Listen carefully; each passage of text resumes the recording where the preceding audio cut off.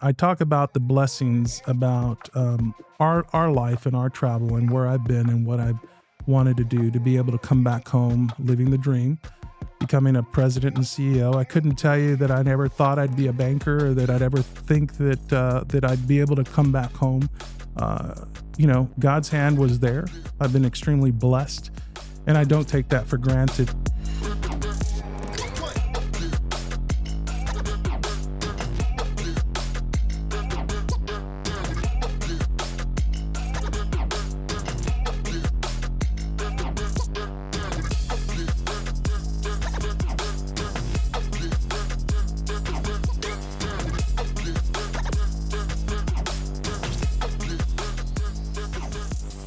All right, Mr. Gabe Guerra, thank you for joining me in the den. Thank you, Pastor. Glad to be here with you tonight. Hey, man, you are the president and CEO Correct. of Clayburg Bank, and you're the chairman of the board at the Port of Corpus Christi. That is correct. I'm a blessed man. Yes, very blessed. I had the privilege of being out there with y'all maybe a few months back doing the invocation Yes. board. And I think it was the first time that y'all had done it before, but it had been a long time before. It had been a while since prayer had been had done, and they said, "Do you have a problem?" I said, "No, we should be praying at every opportunity," and they brought you in, so it was great to see you. Certainly, you and I don't know each other well, but I know who you are, and I know the good work you're doing in your community, and thank you for all you do to help support the community in and around the region. Thank you for saying that. You know, it's a tough little community here in Robstown. It's a beautiful community, though. Absolutely. I think it gets a bad rap, but I would walk confidently through the streets of Robstown at 2 a.m. in the morning and not fear for my life. Yeah. And I think it's a misconception that it's a dangerous place. Well, we grow up, and sometimes people don't understand our experiences. I grew up on the west side of Corpus Christi. Mm-hmm. So as you said, some people may not be as comfortable. When you grow up in an area, it's home and it's familiar, and sometimes we understand it better, and others don't really understand. There are good people in and around us everywhere we go, and so I can appreciate your comments and the fact that there is a community here that cares and wants the best for their community, and it's nice to have people like yourself that are doing their part to help that community grow. Thank you so much. You said the west side of Corpus Christi. Mm-hmm. Where'd you go to school? Born and raised. I grew up and went to Oak Park, which was rebuilt there off of Leopard. I tell people in the shadows of the refineries. Mm-hmm. And I went to Driscoll Middle School, and I went to Miller High School. After graduating from Miller, I went off to the University of Texas at Austin, Hook'em Horns. There's a few of us around here. Yeah. And I was blessed such that I pursued my education, graduated with a degree in finance and business administration. And, I left Corpus Christi. I left my community for 15 years and had an opportunity to come back. And I tell people all the time, I'm living a dream to be able to come back home, to be able to help and be a part of your community. That's where I'm at, and I'm extremely proud of that. I care for my community. I think we all work hard to do our part. So I'm one person in this whole community thing that helps really move things forward. So you're involved in even just those two things that I mentioned. You're probably involved in other things. If usually works that way. People who are busy are very busy. Right. People who are not busy. I saw you earlier, and I could tell the wheels were turning. You're a busy man. I agree. I've been extremely busy to get here and really support my community. Yeah, well, I appreciate. I know those two places, the Port of Corpus Christi and being a banker. Mm-hmm. Tell me a little bit about that, because I don't know too much about the banking system. Like, what does a president of a bank do? Well, I started my career with Ford Motor Credit Company, the finance arm of Ford. And I started there in Austin and Dallas. So I worked in the big markets after graduating from UT. And that's big world finance. It's access to capital. And I dealt with primarily large dealer owners, and they were franchisees. In that case, Ford franchisees, who in that particular case as well, dealers who were extremely wealthy and own multiple franchises.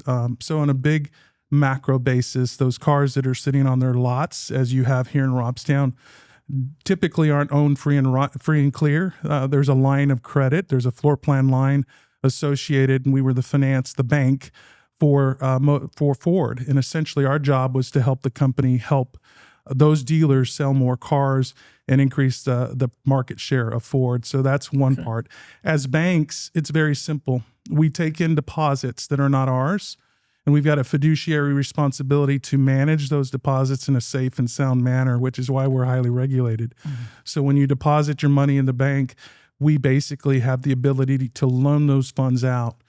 Gone are the days where a handshake is all you need and you can look a man in his face. The regulations have changed tremendously, especially since the 80s, that require us, especially for larger loans, to require us to do a higher amount of financial analysis. So again, it depends on the size of loan. Is it a car loan? Maybe not as much for a consumer, a young couple coming in.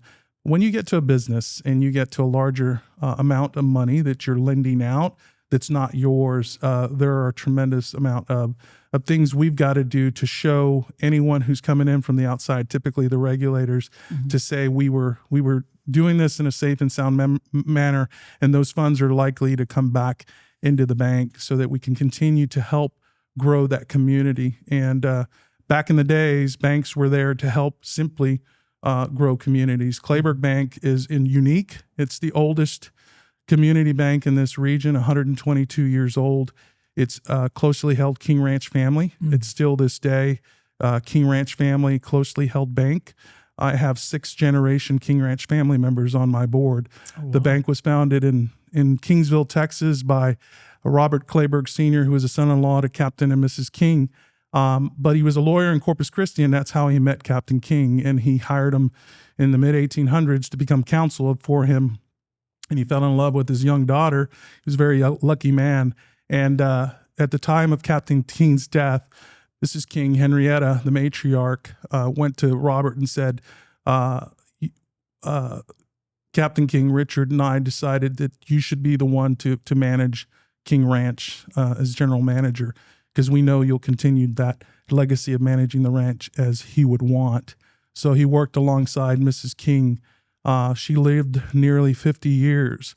But in 1905, when Mrs. King donated land, and so did Mifflin Kennedy, for railroads in those early pioneers, there was a local railroad executive from the St. Louis Railroad that basically told King, he saw one day a group of mean-looking vaqueros who were locked and loaded to go into Corpus Christi.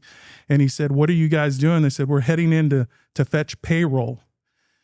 And this was the railroad executive, because they were building the old depot that's still there next to the bank in Kingsville. And that later that day, that gentleman, the executive, told Clayburgh, he said, "You're building a town.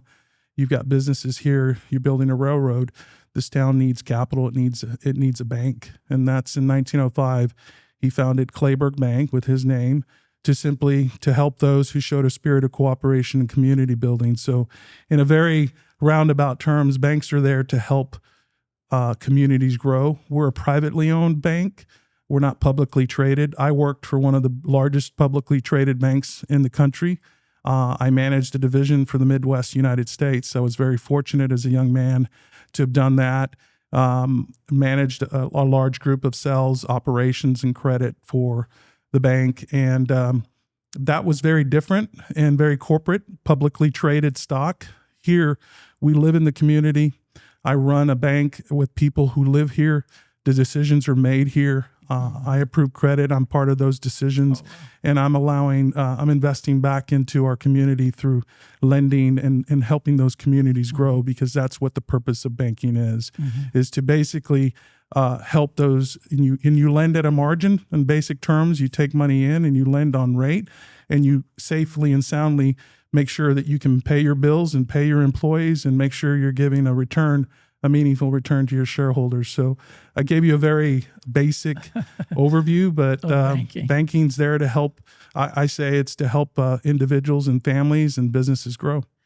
Let me say or ask this, because we know people like, for instance, Dave Ramsey and different people who make their living out of helping people set themselves up financially or without debt. Or what is the best position for an individual to be when it comes to financial, or when it's financially speaking?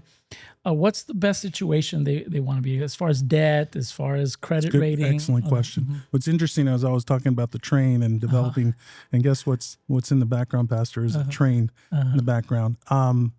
Dave Ramsey is very good at what he does. The difference that I'll say that comes into banking and really understanding the difference between savings and then what's productive debt. Dave Ramsey will say you shouldn't have any debt. There is productive debt. And so it's like understanding what does that mean? It means should I invest in some washing machines? What should I buy? What's productive? In an education, what am I investing in for my future? And talking about some things that are productive. So the only thing I'll tell you there is that there's a difference. He gives some very basic concepts to what he says, and he's using the old envelope system. Back in the days, I remember my mom and grandmother, they would take the cash aside to pay the bills and ensure that everything, utilities, groceries, everything else, it was a very unique and basic way of making sure you're budgeting. Dave Ramsey continues to advocate that you continue to put aside and understand what needs to be your basic bills, and then understand what you have as discretionary. He's very effective what he does. I just think the idea there is, some people decide to open a business. And so the idea there is it may be the difference between understanding what is good productive debt to help you expand and when you should take on capital to invest in your business that can give you the right return, assuming your business plan, and your business can support that debt repayment. If I can increase my revenue and my net take-home pay such that I continue to reinvest in my business, then one might say that makes good business sense, assuming I can manage to my leverage, my debt, to my return, to my net cash flow. And so some people keep it in very basic terms in the three-legged stool. So understanding that there's cash flow. So from some of us, it's a wage. For a business, it's what the business earns monthly or at the end of the year that becomes a distribution. So you're a business owner and you're taking distributions from the business. So we understand on a wage, it's debt to income, how much debt I can take onto my income. And there's some basic principles there to not get leveraged. And there's some, don't get into higher than 40% debt to income. Right. You're way over your skis. And if something happens, can you afford to take care of that? So Dave Ramsey will say you should have so many months of savings in the bank so that if something happens to you, you're not digging into debt again and becoming, as you know, the Bible speaks, a slave to the lender. Mm-hmm. So that, and those are biblical terms to simply understand that, debt can be constructive, but you need to be careful that you don't get into a situation you can't dig yourself out of. Yeah.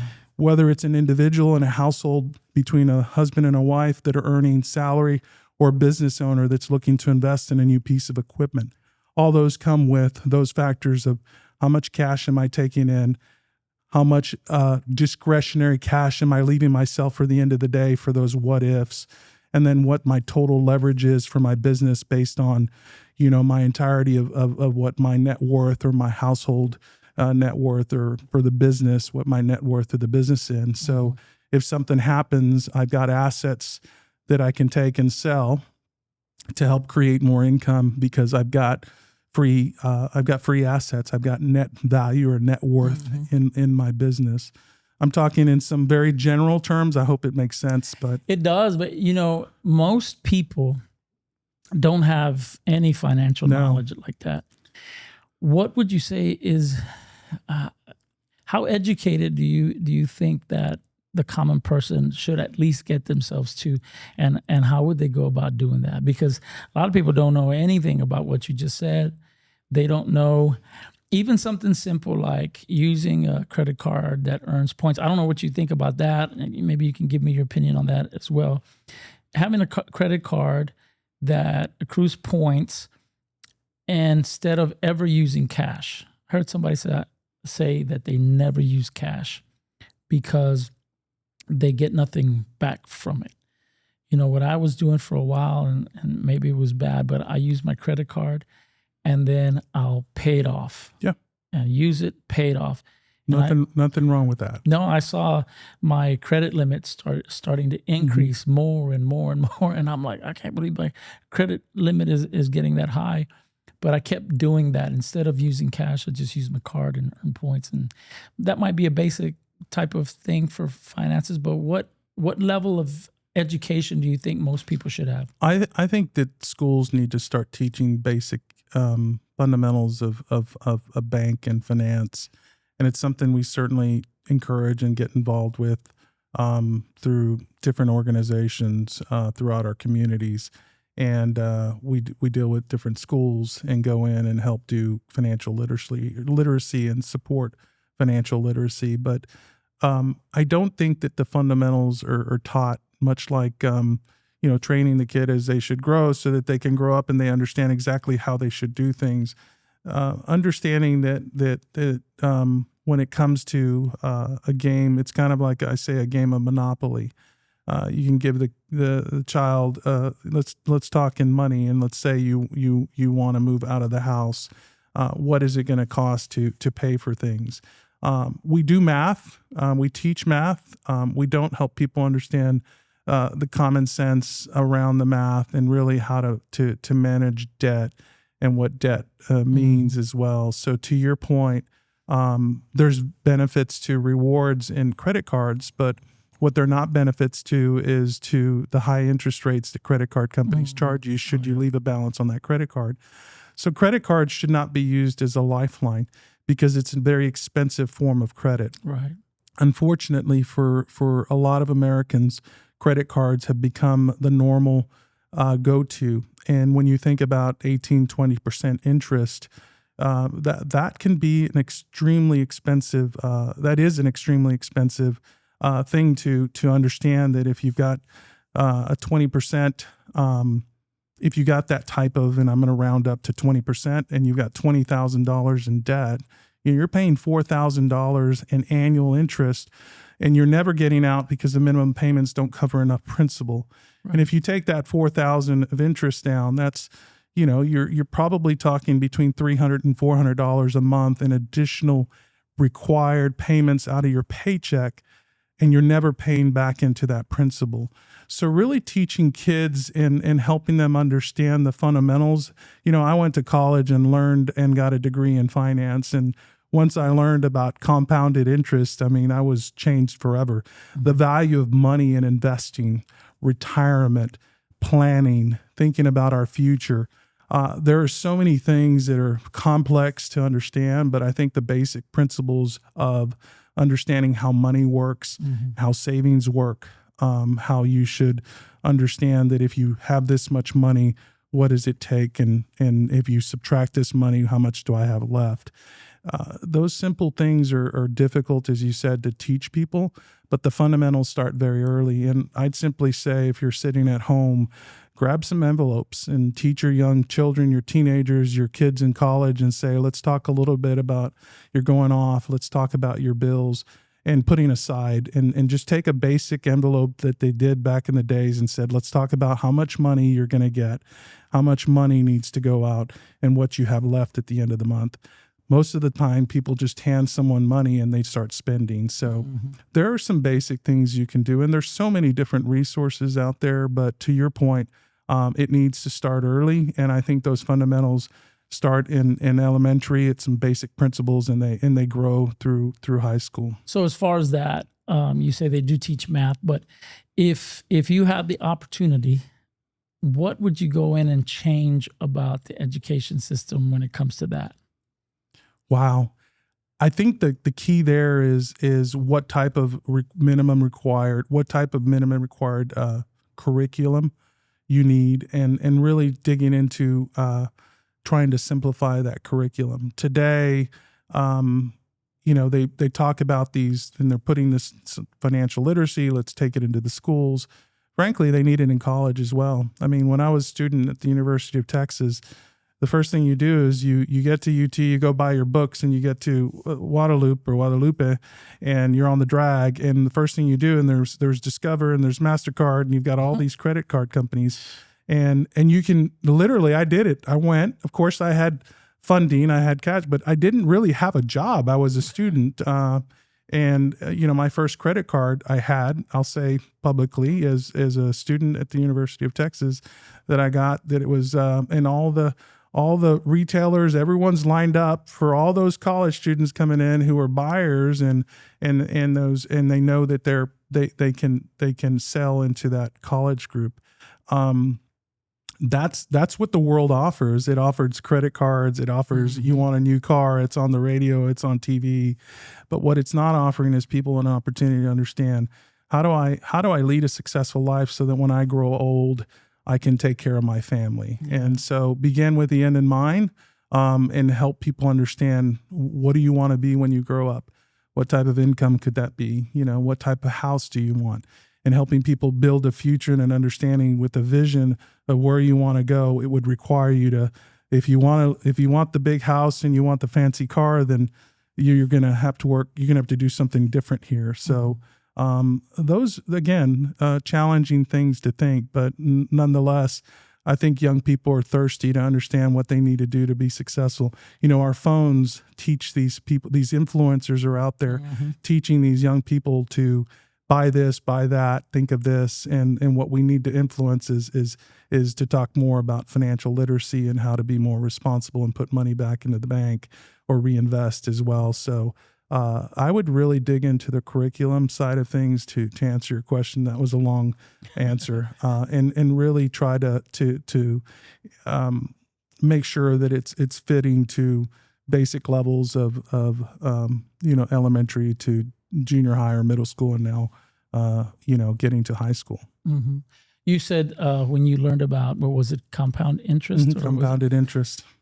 What exactly did you learn about that, and how did it change your life? 'Cause I'm interested in that. So if I got $1,000 and it meant that I could invest that $1,000 today at let's say 7%, and that meant that 7% of the $1,000 plus that 7% interest that I earned would tell me that I'm going to get $70. So that $1,070 today would compound next year. So I have $1,070 in there. So now I'm earning 7% on my 1,000, and I'm earning 7% on my 70. And the fundamentals show you that as you plan retirement and you look at some basic things and said, had you bought a stock, had you invested in retirement at an average of 5-7%, your money compounds. That interest becomes principal that's earning interest over time, and it gives you a value, a return far greater than you can imagine. And it's a little bit about the parables, right? And understanding that you should be productive individuals in saying, what do I need to do to be wise and understand how I should invest so I can get a good return, not put my money under a rock, because under a rock I get 0%, but put it basically into my retirement. A basic rule of thumb is, do you have a retirement at work? Do they pay you? Does your employer give you a return? People don't understand that very simply, if you can take $100 of your paycheck and understand that if you contribute that pre-tax, those federal taxes are going to be applied towards what you're saying. If you tell Uncle Sam, give me $100, he's going to take his part. If you tell Uncle Sam, go ahead and put it into my retirement savings, the way the law works today is that they don't tax that retirement up to a certain threshold. So people don't understand you're already earning a return, because your federal income taxes is pretty significant when you think about what we pay into the system. So putting the money aside itself gives us a return on our money, because we didn't distribute to us after tax. Before tax allows it to sit in that retirement account with a significant savings of probably above 20%, because I don't pay my federal taxes on that. And so that return plus my reinvestment in my stocks or bonds or whatever I put that money into, over time will give me a higher rate of return. So you can simply look at here's what I do if I don't put my money into retirement and then you throw on that, my employer matches 3%, 6%. So I can take my money, put it into retirement before the federal government, Uncle Sam, says take me anything. I can set aside pre-tax, and you tell me I can get up to a match. If I take up to 3 or 6%, the employer will match that as well. So all of a sudden I'm getting, again, a bigger return, because the employer, and the way these plans work is it's an incentive, a benefit that employers pay individuals to put your money away. Mm-hmm. And some people never take advantage of that free money that's sitting there. And it's an unfortunate thing, because again, why is that money there? Typically that's set up to a system to help people understand that retirement will come and we get old. So if we put our money aside, compounded interest, returns before tax, after tax, employee match, you can begin to show someone a model of what that return will be over a 10, 20, 30-year period with compounded interest, and saying on an average of 5% or 7%, how does that money compound interest? And what's interesting, Pastor, is you'll see the principle and how interest grows interest. And over time, it's the nest egg, that the gift that gives and keeps giving. It's invaluable. And those are just basic concepts of teaching people, oh my God, if I put money away, I can earn money on money. And over time, it can grow to this. I think it's exciting for people to learn how to do that in very simple terms. Yeah. So when you learned that, what was the first thing you did? First thing I tell you, when I got to the workforce, since I got my first job, I mentioned I've maxed my 401ks. I max everything I can. I like to invest as well. And so I like to think that I've been a good steward to help ensure that my family's taken care of and ensure that I have more than enough for myself and my family, such that my children shouldn't have to worry about mom or dad. And at the end of the day, I tease my kids. I said, treat me good, because if you don't, I'm going to spend every bit of your inheritance. But I'm cutting you out. Yes. Yeah. So you mentioned something at 7%. Is that the norm? Where could somebody find that? Somebody that doesn't know anything about investing or where to put their money. There are so many websites. I can tell you, if you Google today and talk about retirement basics, you can find a basic understanding of what the market on average is paying to, and then you can say normal compounded interest of the S&P 500. What is the average of the stock market returning today to? In today's dollars, those numbers are double digits, so they're much higher. The economy is actually very good, and people's 401ks and retirements are doing very well. That's not always the case, because we know that economies have ups and downs. But at the end of the day, you look at an average return on a typical investment of retirement for an understanding of what I should do. There are calculators everywhere available. We have it, Clayburgh Wealth Management. We have a wealth management on our website. You can go into Clayburgh Bank. We've got a wealth management group. There are things you can do to calculate. You can find things and Google them and do assumptions. If I put this money aside at an average return of this, what will I have? And what it's calculating is compounded interest over a period of time of investing for your future. So, and where would they put that money? Typically, you would do two things. The first thing you need to understand is, number one, am I putting away for my retirement? Am I thinking about what happens when I grow old or after I put my kids through school? So the first thing you got to do is prepare for retirement. At one day is saying, I want to retire, and not understanding that Social Security is becoming a challenge for our government to pay. So there's a risk, and there's a risk that will that be there? I don't know. Do we trust Congress to make sure that we can have Social Security available? If we're relying on the government, I'm going to tell you, how many times do you think the government's going to come through for us? And there's a lot of concerns there. So at the end of the day, what are you doing to plan for your future?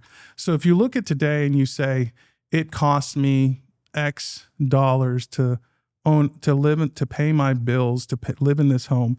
I hope to pay my home off, but I have groceries. I have a car payment. I have this. And to understand what basic living, what does it cost for me to live today? And what do I need to have when I turn whatever age, if your retirement age is 65 or 60 or later, and some people like to continue to work, what does it cost me to continue to live on that? The other thing that people aren't thinking about too is long-term care, and what does it cost if something happens? Can I afford to be in a long-term care facility? And there are insurance and other things you can look at there. So there's just a variety of issues that you can look at. And one of the things I encourage people to do is financial advisors, we have them at Clayburgh Bank.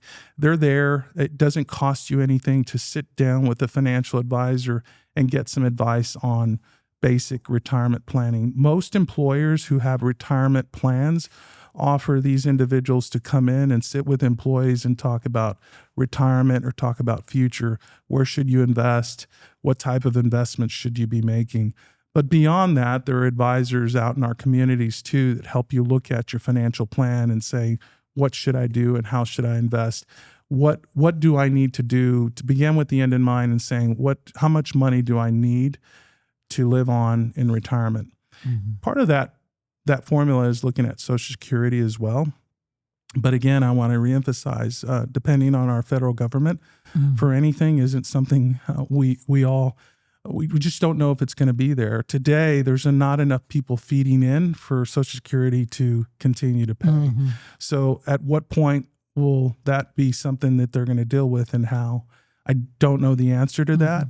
But it'll become the big fight that they'll deal with, and everyone's going to be upset because they said, I've been putting into Social Security forever, and you're going to take it away. So don't depend on that. In other words, don't depend on the government. Find ways to take care of yourself and your family. Yeah.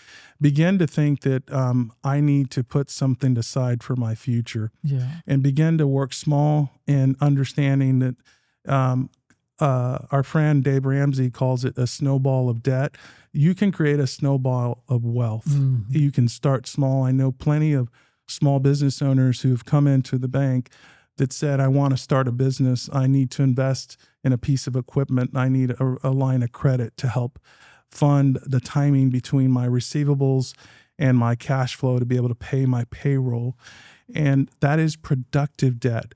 That ability not to be constrained allows them to adequately finance the growth of their business such that they can continue to be successful and incrementally grow their financial success and bring more return and increase their cash outlay and hopefully their savings for the future. Nice. You said that right now the economy was good, and that's coming from a banker. Mm-hmm. Now, I've heard politicians on particular sides say the otherwise. Economy is bad right now. What would you say about that? So, Pastor, I serve as a director of the Federal Reserve Bank of Dallas at the San Antonio branch. I represent our region here on that board. I'm one of there are 4 boards of the Dallas Fed. There's the main Dallas board. There's a Houston board, and there's Houston area, all the region of Houston. There's San Antonio. In San Antonio, there is a board that represents from Austin down to the valley, and I represent the southern part of the state for the San Antonio district. And then there's El Paso that represents the west side of the 11th district of the Federal Reserve Bank. I've been on other committees of the bank, including the Community Depository Advisory Council, the Bank Advisory Board, but I was appointed to the Fed in my capacity as a banker today and representing our community. What I see today is conversations about what we do around inflation and managing the economy. What are the barometers to that? To your point, what they say today is that the people who are getting paycheck to paycheck, that are working hard-working jobs, and they may be over here at the Whataburger across the street, are having a difficult time paying their bills because groceries are expensive. They can't afford a car or anything else. There's what they call a K economy. And what they say is the K economy is real. What is the K economy? The K economy is a split between those who have wealth and are growing their wealth and those who are not. You understand the K? Mm-hmm. So what's happening is you're hearing right. There is a group of Americans, there are people even here in our community who are paycheck to paycheck and struggling and not able to get out of their situation. So if you look at the what I'm going to call the micro level of our communities, it's understanding what are the underlying things we can do to continue to help grow those people, their skill sets, their jobs. Because to your point, if you listen to them, they're saying, I'm not making it. If you listen to our politicians, sometimes it's where they're trying to tell a story so that they can get the most votes. Right. But if you measure it by the sense of the economy and output, and you look at what's happening in the world today, there is and I'm a banker, so we lend, and we lend to businesses and individuals. And I will tell you the basic, what we'll talk about in banking is the past dues, the delinquencies, the charge-offs are very low levels, and that the economy continues to perform well. Not only that, loan demand is up for businesses that are investing back in capital. One of the reasons that's the case is because you can look at our region over the last 10 years and $65 billion has come into our communities. You saw one big investment here just south of you at Tesla, the lithium refining plant. You see another investment up in Sinton at the Steel Dynamics with that plant. If you look at those jobs, they allow people, many of them that don't require a college degree, to earn and go into those jobs and earn a living wage higher than a lot of people going to college to get a 4-year degree. So I say at the end of the day, a rising tide lifts all boats. So at the end of the day, it depends. But the economics today of what you're seeing from the stock market, which is really a function of, are companies profitable? And are they returning? Is our stocks increasing because revenues of companies are increasing, and that's happening. Now that's a difference between Main Street and Wall Street. Here in Robstown, Texas, we're sitting at Main Street, right? So if you talk to the people at the ground level that are living in this community, they may be speaking of something very different. So we have to be realistic to understand every community is different and how we continue to advance the needs of the community. But if I look on a macro basis of the U.S. economy, inflation is a problem. But if you look on the macro basis of companies and you look at revenues and returns, businesses are doing well and they're functioning. So that's a good thing. And so when I speak to the economy being good, I'm speaking to the broader economy. But when we speak to what we hear otherwise, inflation is a problem. I mean, we know what people have to do. Meat prices are just outrageous. I think sometimes when it comes to the level we're talking about here, when we say Main Street, sometimes the general economy doesn't even matter, because it's like you said, the decay, the wealthier will get wealthier and the poorer get poorer. And it doesn't really matter in the big picture what the economy is doing. There's a scripture in the Bible that talks about, well, there's a story actually, and I think it's the parable you mentioned about the talents. Where there's one that's given 5 and another one, I believe it's 4, 2, and the other one's 1. The one with 1 hid his. The one with 5 multiplied his, doubled his. So the master comes back, and instead of saying, well, you're right, I only gave you 1. Let me take some from the 5, the guy that made 10. Now that he made 10, let me give you a few more and see what you could do with that. That's not how the story goes. The master comes back. He congratulates the one that doubled it from 5 to 10, and then congratulates the one that went from 4 to 8. But he takes the one that hid his and says, you wicked servant. You should have put it in the bank, like you said, and gained some interest, but instead you hid it and did nothing with it. He takes what he had, the one that he had, and he gives it to the one who had the most.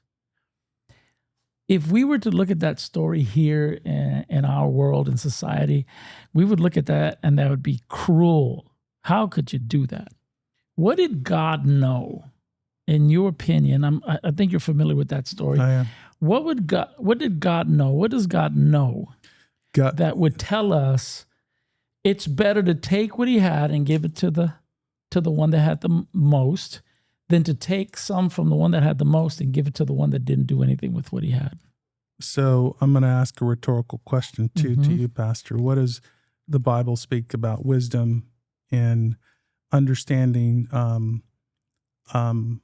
having the ability to think how to do what's right and wrong, understanding what we just said, how to understand how to invest and be wise. I think that the Bible, in my opinion, this is my opinion, is telling you that God's giving you some talents. Mm-hmm. And what God's saying is, it's kind of like the biblical perspective from the Egyptians, the Israelites coming out of Egypt, and they were moaning and arguing in the middle of the desert, and in that time, Moses says to God, says, "What should I tell them?" And he's saying, "Tell them to move on." Mm-hmm. I think that at times we think that we should just put our talents aside and not understand that we've got God-given talents, the ability to work, the ability to be productive citizens, the ability to think and have wisdom, and have the ability to understand and do things to improve our lives. Or to me, that's what that Bible verse says. In my understanding, yeah, right? and yes, I often use it in terms of actual giftings and talents. That's right. But it was also a form of currency. And he took the one that had the least, took all that he had and gave it to the one that had the most. We hear things of, well, the rich get richer and the poor get poorer. And we kind of see that as an injustice. But the Bible says that that's what would happen. And even God gives that story to show that he has a hand in making sure that that is actually the case. He wants to see those who are productive become more productive. Agreed. And those who are not being productive to get cut off. He even has a story about coming to a vineyard and seeing I think it was some kind of fig tree. Maybe it's not the story of the fig tree, but he says the plant and says, "How come it has no fruit?" And he tells the husband of the garden, "Cut it out. Why is it taking up space?" Of course, he pleads with him and says, "Give it another year. I'll fertilize it. And if next year it doesn't produce anything, we'll cut it off." But God says, "I'll cut off what is not productive." That's not necessarily the mindset that people say is Christ-like. But the Bible teaches that. How do you perceive that principle? I think like anything else, is the Bible, for those of us who are Christians, and understanding that it is it's kind of our way and understanding of life and how we treat others. There's lots of parables and lots of teachings, and what I think it does is no different than what we talked about earlier, Pastor, in terms of understanding how we should be wise in investment. How should we be wise in taking care of our families? The Bible teaches you the fundamentals of some of that, and really speaks to many of those same things in parables as you speak to. But it really leans in on what you just said. We are productive citizens. Don't rely on the government or anywhere else. And I think the Bible speaks of that, the ability to work, the ability to be wise, and how valuable that is, how precious that is, the ability to discern and understand and have wisdom. Those are things that are extremely valuable, and people take for granted that wisdom comes from understanding and mentoring and teaching and learning. To be wise means to get into the Word and understand what that means as Christians. And I think those are some key fundamentals that are inherently are there for us to understand, that we have the ability to learn, we have the ability to understand, we have the ability to discern and become wise in what we do and how we manage our family's future. Very basic principles, and it really teaches. And the other thing is to live within our means.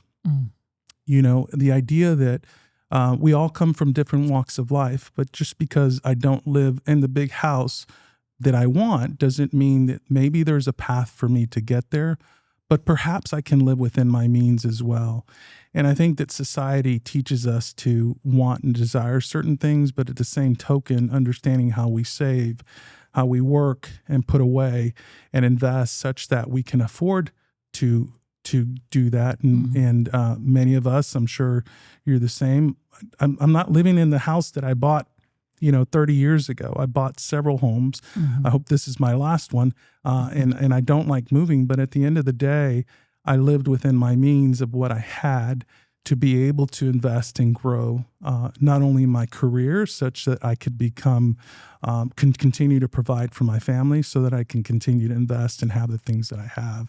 So in my mind, I think those are the principles of life and the biblical principles of understanding wisdom and having the ability to understand and how to direct your family and your kids. Yeah, and utilize what God has given you. As you say that the economy is well, some people always want to say it's not so that they can have an excuse to not produce.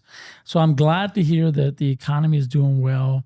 I'm glad to hear that people have an opportunity to succeed.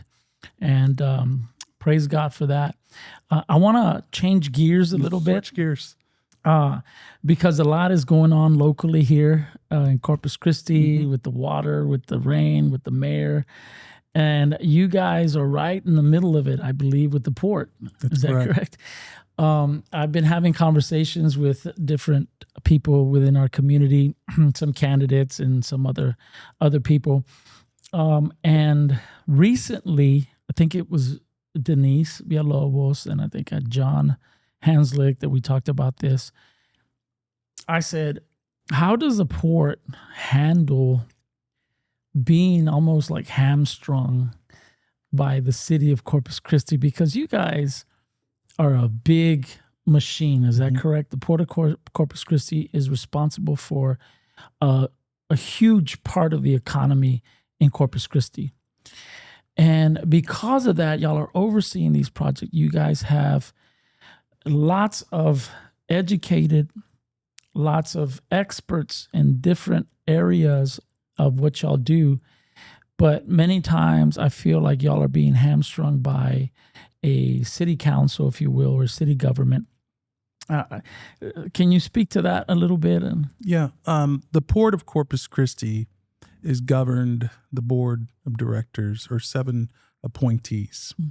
And I was asked today, or is it better to be appointed or to have an elected port commission? At the end of the day, you said it, Pastor, it is a business. It is a big business, but it represents the heart and soul of our economic engine in Corpus Christi, in Robstown, in the entire region, when you think about what that means to the coastal bend and how it affects communities from Kingsville to Sinton and in between. I think the key there is to go back to why the port existed and what happened and our forefathers and how they developed that and why that was there. We were an agricultural community. So in order to move agriculture out of community, having a deep water port was important. And actually, Robert Clayburgh was important. He was honored as one of the founders of our Deepwater Port.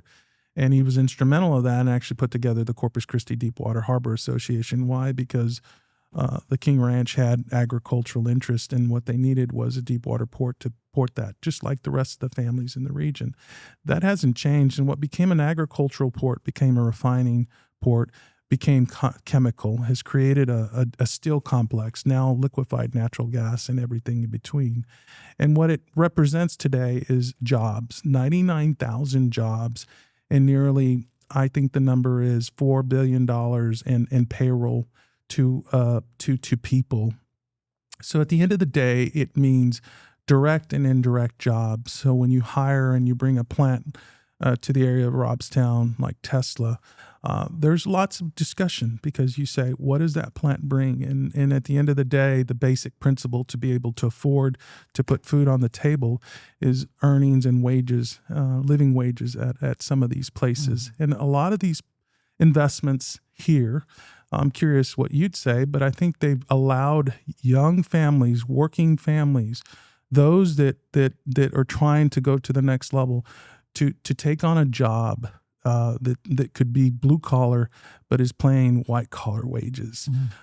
That's what the Port of Corpus Christi means. It's our home, it's our economy. And when we think about the economic engine of our region, and we think about why banks exist, I also sit on the board of Spawn Hospital. If you think about the expansion and what's happening around healthcare and bringing doctors to take care of our kids and our sick families and everything else, the only way we can bring more people into the fold is to grow our economic base. So at the basic principle of that, it means in order to afford to make sure that my kids, your kids, our neighbors' kids have jobs, we have to grow the pie.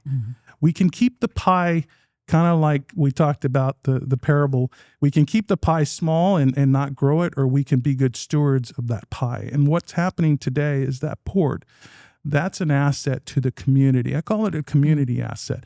And we manage that much like a utility to support whether it's the refiners, the LNG, all these different businesses. We have to make sure that waterway is kept to a certain depth. We have to make sure that we maintain the docks. I don't know if people realize it, but we are the epicenter of American oil. Some people say, what? Why? And is that good? I will tell you, it brings meaningful jobs. We're the closest proximity to the Permian. So there are major pipelines that have come into our region that have created abilities for us to take and export. Over 50% of the crude oil developed in the United States of America comes out of Corpus Christi to Europe, to Netherlands, to South Korea, to Japan, to India, and all over the world. You also have liquefied natural gas, a component of the oil piece that comes via pipeline as well, that's enabled us to send these very large gas ships that go out of La Quinta Channel daily to deliver. One ship, Pastor, will light the homes in Europe of 1 million homes for families. When the war broke out in Russia and they cut off that pipeline, thank God that the U.S. had developed liquefied natural gas. We're number 2 in LNG.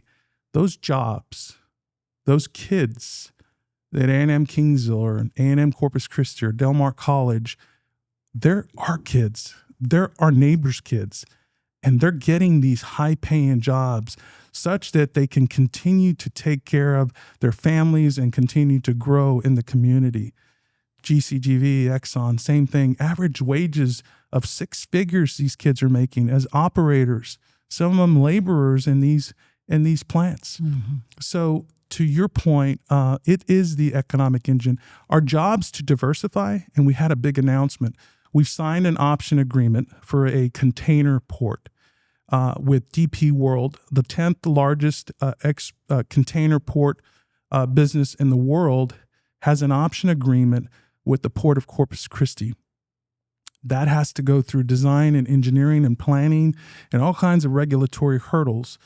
But what it can do for our community will be phenomenal.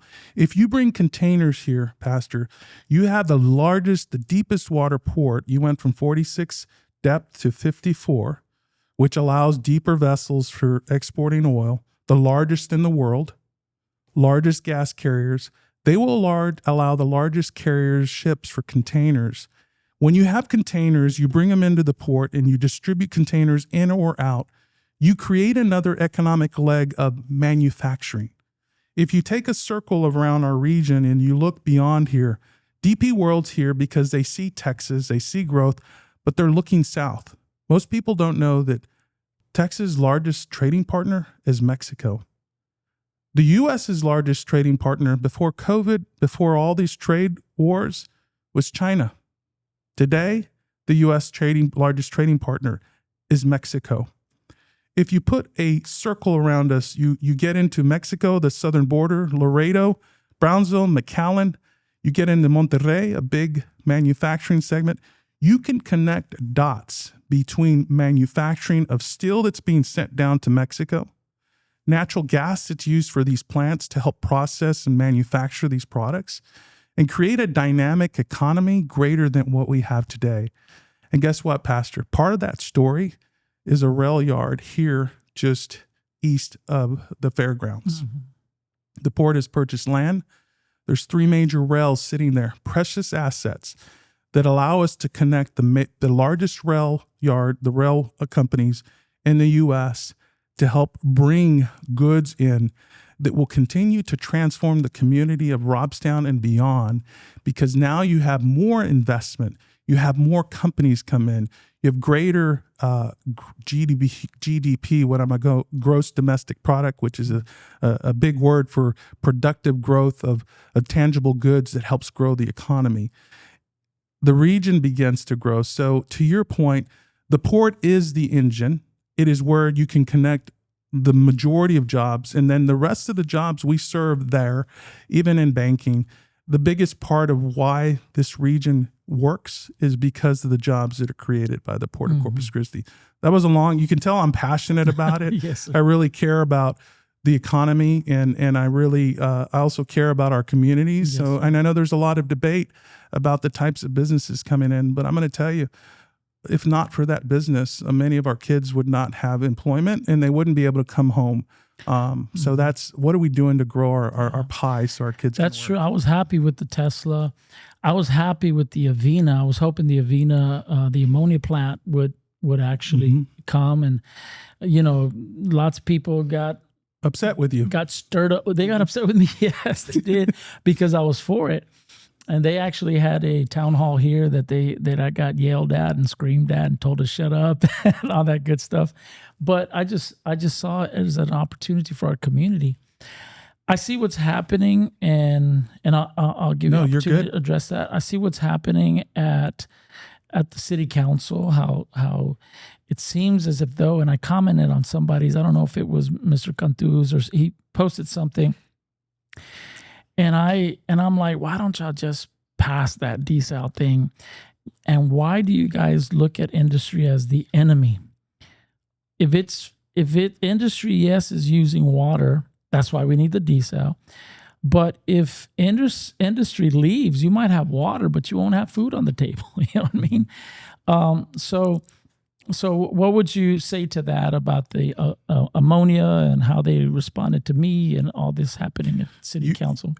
It came from a good place for you to say why you supported Avena, and everyone can agree to disagree. We all have given the God-given ability to make decisions, and you did it because you said it will provide jobs to my church community, Correct. my community that lives here. One, we have to be respectful of each other and understand that there's a why behind what we want in terms of economic growth. And if we can change the dynamic of the types of jobs we can bring into the community, that can shift as well. To the desal issue. At the end of the day, and I would know way too much about desal, we need all water options because water, there's an old quote, Mark Twain says, whiskey's for drinking and water's for fighting. The water fight is real.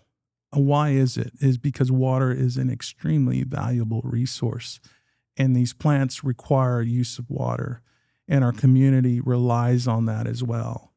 It's easier to say, big bad industry, how dare you use water? It's easy to forget the thousands of people in our community who work in those jobs that have been here for, as I said, 40, 60 plus years, and some of even those refining plants. What people didn't know is that we didn't run out of water per se. There was available water in our region. Water dried up. We had one of the worst droughts ever, which is God's been blessing us with some rain lately. Yes, sir. God bless those people upstream in those communities. Yes, sir. But what we have is that water's the drought created a situation where groundwater, it depletes, or surface water, groundwater in below the surface of land, it depletes.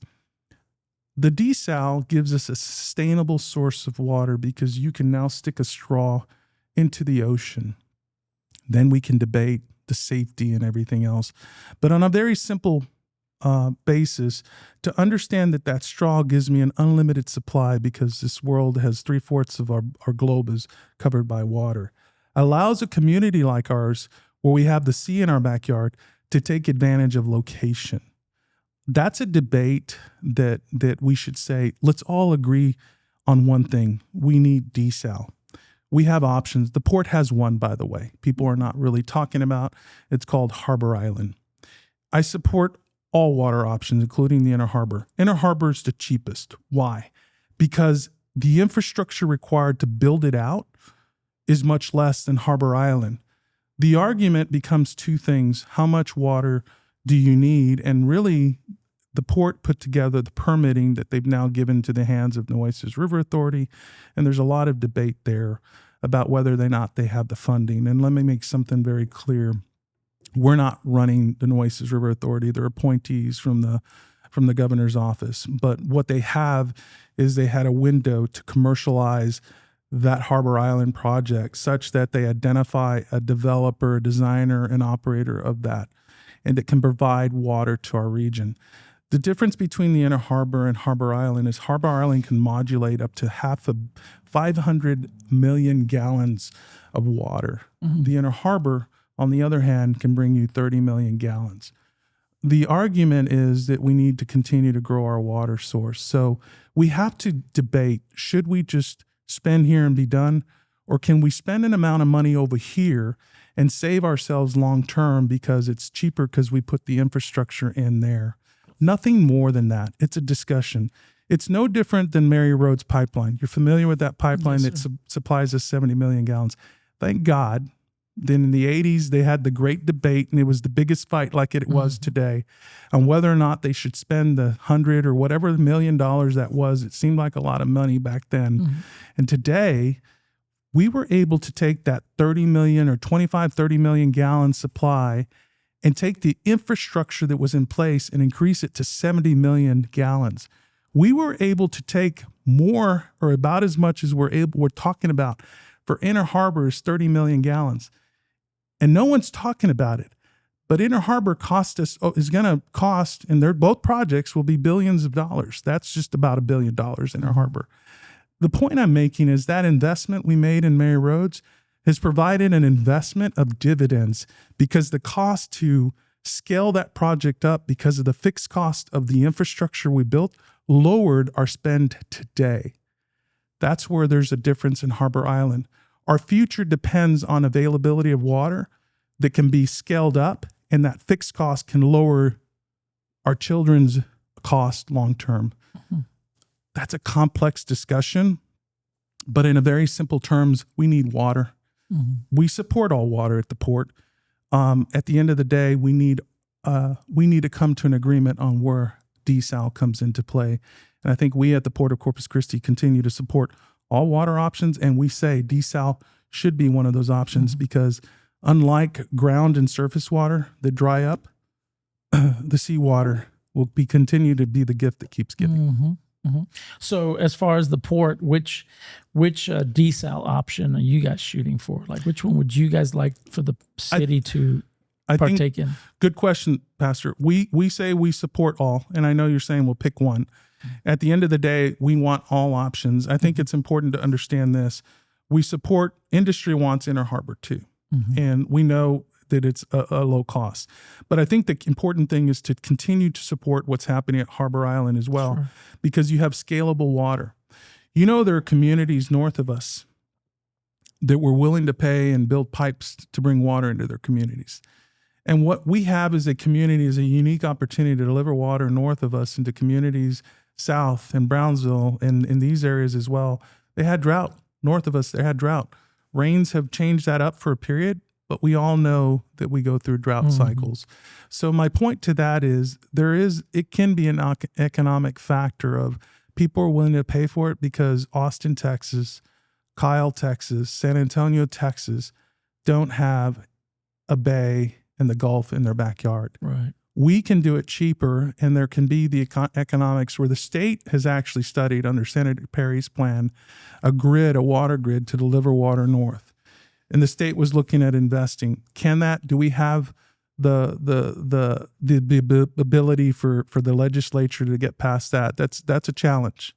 But at the end of the day, water is a valuable resource. It's a challenge throughout the state. So one might argue that the future in our region and the future of the state depends on Harbor Island to continue to provide a highly scalable source of water that we can invest today in for a return of scalable water that you can just stack a module onto at much lesser cost because the infrastructure, it's there. Yeah. It's just taking it bigger. So I would agree. The more water, the better. I had somebody, I'm for desal, I'm in for Inner Harbor, or need like desal. you said, either one. Now, I had a gentleman tell me that Inner Harbor would destroy the city, that it would break the city. Is that true? I didn't understand where he's coming from. But I don't know how that. as far as the cost, I guess, that the people wouldn't be able to afford it or something. I think there's a debate on what we can afford. The reality is without available water, what happens to communities and neighbors and business. And the other thing is, how do we attract new business in here as well? So it's not simply what does it cost, is what can we afford? It's what we can afford not to do. Any of those options, Pastor, are extremely expensive. Inflation has caught up. But to not act is kind of like the parable of the man who put his money under a rock. And the good Lord said, you should have invested your talents. We got to invest our talents, and we need to remember that we're fortunate to have water in our backyard, and that's an innovative solution that other areas of the state are going to want to be a part of. Right. And I think that alone speaks volumes to the opportunity that means to our region. So lots of debates out there. Yeah, I hope it gets done. Just recently, Trump announced a project in the port in Brownsville. Was that supposed to be here? The shipbuilding? Yeah, I don't know. It was like 300 was it $300 billion or something like that? Well, is this the refinery or there's been all kinds of Trump announcements. He said it right after he was here. I got to meet Trump by the way, when he was here in Corpus Christi. There's several things happening in South Texas. Obviously, Elon has SpaceX. There is an LNG plant going up there. The Port of Brownsville is an economic asset, but it doesn't have the investment of pipelines and assets that we have in a deep water port. Over time, it's a massive asset that can be a huge economic benefit to the people of South Texas. The recent announcement that came is the South Korean shipbuilding company that will provide, they're saying, up to 10,000 jobs for that region. You talk about a huge, high-paying jobs, that's manufacturing.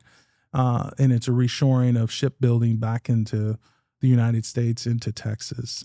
Yes, it's significant. Were they here? The largest shipbuilder, it's been lost and in use, has announced a partnership with Kiewit to build modules for ships at Kiewit. And I think there's a lot to be said there. There was conversations between the port and introductions with Kiewit to help facilitate those discussions there that I think are going to be another leg. When you think about who they are, they're the biggest. They're bigger than the guys in South Texas. They're building modules. So they'll basically take manufacturing from some parts of the world, bring it here to build it to scale. It's going to be no different than maybe those big things they're manufacturing out today. It's another leg. But again, those opportunities are knocking at our door every day. And I can't go into some detail of some things, but I can tell you this.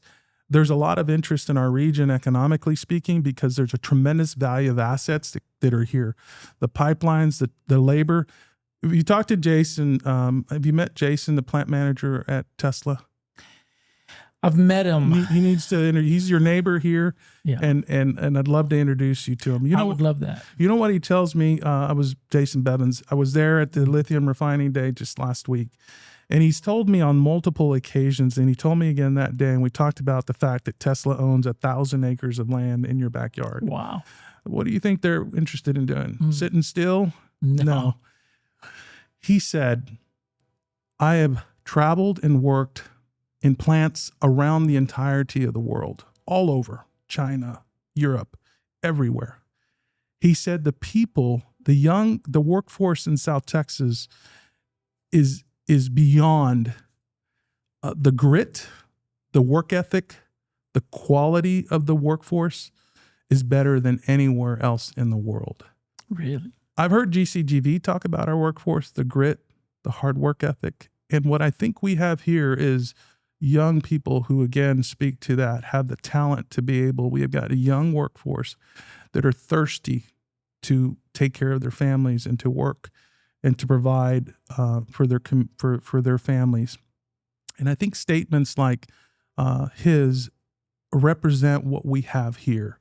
A workforce that's committed to wanting to work, to put the effort in, to find the job in the Tesla plant, to be able to provide more than just an hourly wage, to provide a wage where they can afford to send their kids to school and college and beyond, or go on vacation and enjoy some things in life. I think that's the magic of that. So we can only hope that the story that Mr. Bevins has shared there is simply one of we have the talent of the workforce, which is one of the many benefits of why companies want to come to South Texas. How long before that blows up and changes the landscape of this whole area? In terms of jobs and opportunity? Yeah, yes, because if they've got 1,000, I'm sure they want to do something with it. I think what is Elon doing? He's not sitting idle, right? Right. So he's got a big investment. I tell people, if you look at what's going on, he's the world's wealthiest man. He's loved and he's hated. But let me tell you, he's invested in Texas and he's invested in our community. He's invested just here in Rob, and it's in Robstown, Texas, right?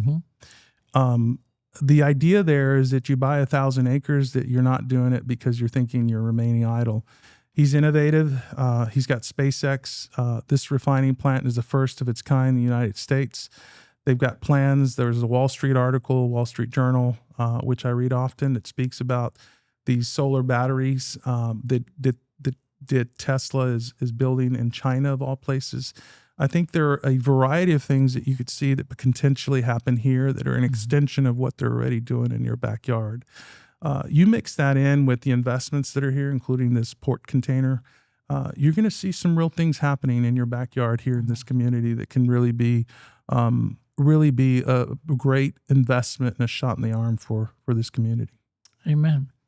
Well, I'm looking forward to seeing those things for our community. I think it would be good.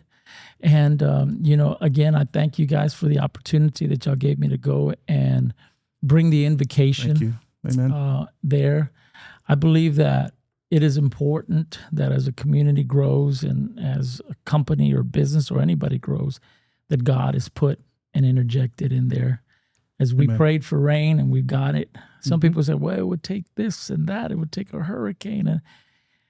And yet we prayed and God did it. So I would call it miraculous. Yep.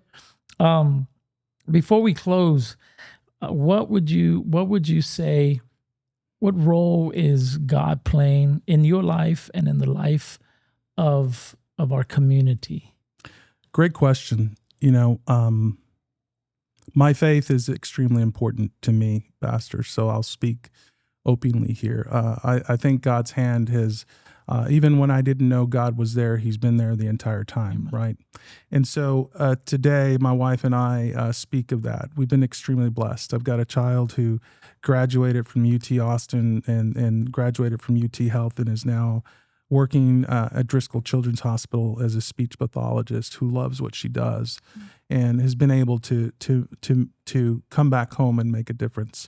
I've got a young daughter who's a student at Trinity University in San Antonio as well. And I talk about the blessings about our life and our travel and where I've been and what I've wanted to do to be able to come back home, living the dream, becoming a president and CEO. I couldn't tell you that I never thought I'd be a banker or that I'd ever think that I'd be able to come back home.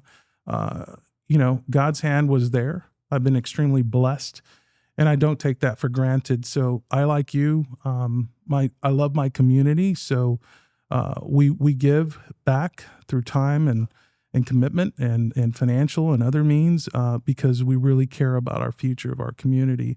And I think that our region and people like you who are invested in the community of Robstown and beyond can look into your community and see something better. You see the people that Jason Bevan's talking about over at Tesla that have the grit, that have the desire, that have that desire to improve their lives, and they're here and they've got the faith walk and they're looking for something better. And they're looking to invest their talents into something bigger.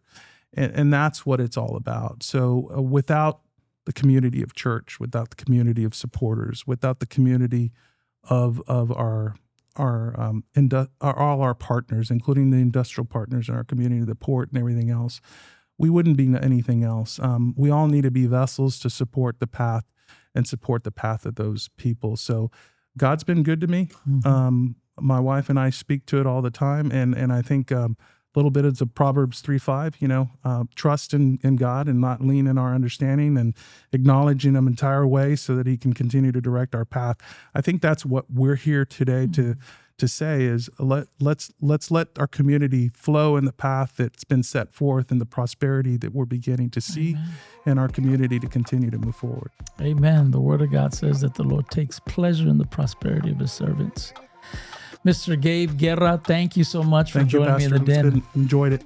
Yes, This has been fun. Amen. God bless you. Thank you.